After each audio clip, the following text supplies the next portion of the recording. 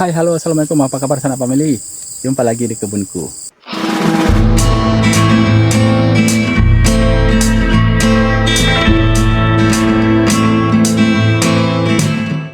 Nah, bagaimana agar pohon alpukat kita bisa berbuah terus menerus?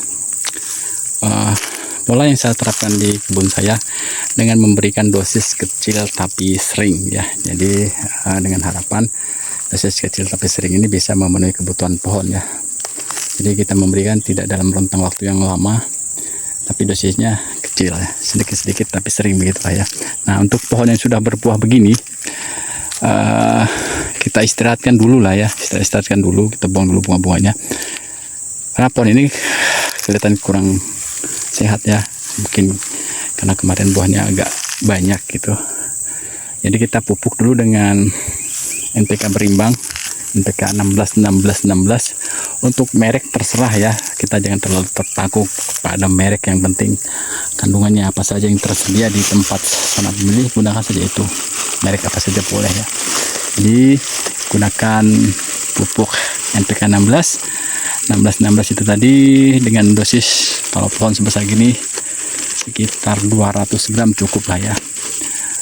Rumputnya sudah kita semprot, jadi aman, sudah tidak menjadi saingan nanti dengan pohon ini.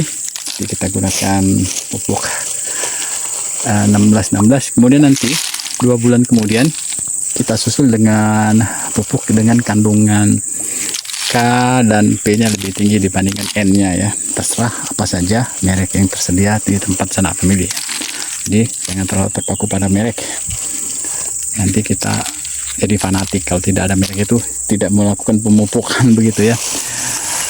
Nah, ini kita biarkan dulu, nanti 2 minggu kemudian baru kita susul setelah terubus-terubusnya muncul. Tapi kita lihat ini kan ada bunga nih.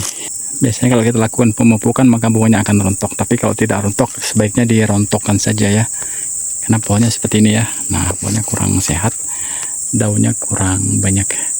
Nah, untuk pohon-pohon yang besar begini kita berikan sekitar 300 gram ya per pohon, karena pohon ini sedikit lebih besar dibandingkan yang tadi. Ini juga kita pulihkan dulu, kita berikan NPK berimbang saja dulu, NPK 16 agar pohon ini kembali menjadi sehat ya. Nanti setelah daun-daunnya terubus dan sedikit agak lebih tua, baru kita berikan pupuk dengan kadar K lebih tinggi dari N. Terserah merek, kembali saya katakan untuk merek terserah, jangan terlalu fanatik kepada merek, bebas saja apa yang selalu tersedia, karena biasanya di toko pertanian juga beda-beda ya, kecuali mungkin yang berada di kota, tokonya sedikit lebih lengkap. Kalau kita yang di kampung, kadang kan stok pupuk yang tersedia dan jenisnya itu sedikit ya, terbatas, hanya beberapa merek saja. Jadi kalau kita terpaku pada merek, nanti malah kita tidak melakukan pemupukan. Nah, ini kita pupuk kurang lebih 300 gram per batang, nanti baru kita susul kembali ya, 2 atau 3 minggu kemudian, tergantung keadaan pohon ya. Sebenarnya kan tiap-tiap pohon kebutuhannya itu berbeda-beda sebenarnya, tapi kita biasanya memukul rata karena kita tidak tahu berapa ininya, berapa kandungan hara yang tersedia di dalam tanah. Jadi kita main ini saja ya, main perkiraan saja. Kita melakukan pemupukan disebar saja ya, karena sekarang curah hujan juga tidak terlalu tinggi, hujannya tidak terlalu lebat, jadi sangat bagus untuk melakukan pemupukan. Karena kalau hujan terlalu lebat nanti pupuknya bisa ini ya, bisa hanyut terbawa oleh air hujan. Jadi kita lakukan di sekitar piringan, kita sebar saja. Lain halnya kalau curah hujan terlalu tinggi, kita jangan menyebar begini, lebih bagus kita galikan atau kita kuburkan ya, agar pupuknya tidak terbawa air. Ini juga sebelumnya lakukan pembersihan pada piringan ya, terserah mau dicabut atau kita menggunakan kimia juga boleh. Ini sudah saya semprot, jadi agar pupuknya tidak terserap oleh rerumputan. Kalau tidak kita semprot, nanti yang makan pupuknya malah rumput-rumput ini, rumput-rumputnya yang subur, sementara tanamannya nanti bisa tidak kebagian ya. Oke, ini lagi.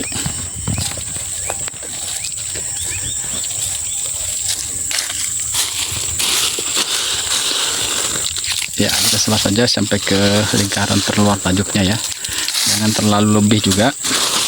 Nanti kalau terlalu lebih dari tajuk tidak terjangkau oleh akar-akarnya.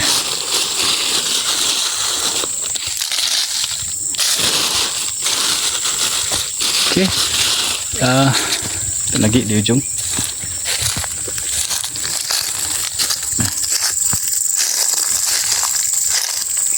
Ini juga kita berikan pupuk NPK 1616. Jadi tiap pohon kita berikan sekitar 300 gram untuk yang besar, dan yang kecil tadi kita berikan 200 gram.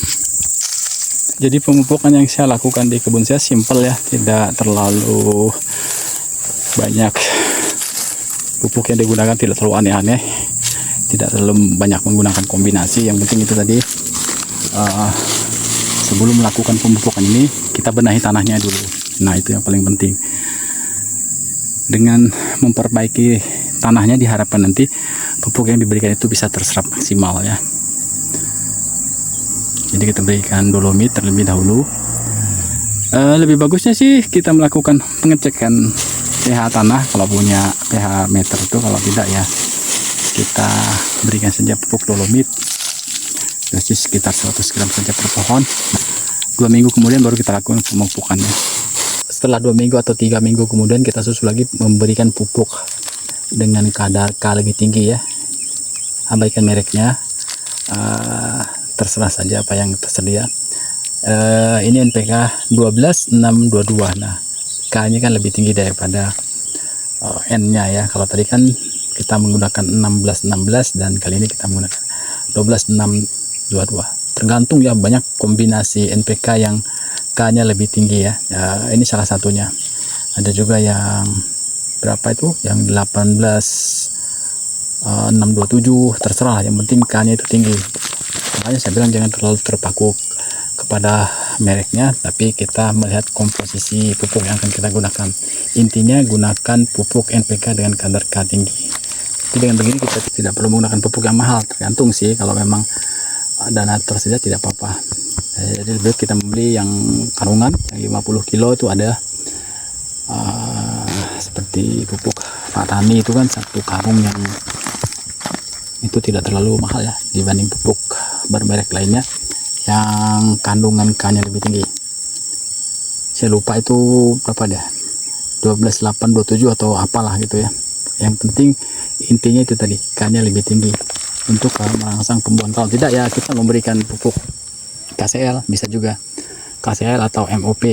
Nah, itu boleh juga. Tapi kalau mau menggunakan NPK yang praktis bisa juga ya. Ya, begitulah tadi Sanak Family video kita hari ini.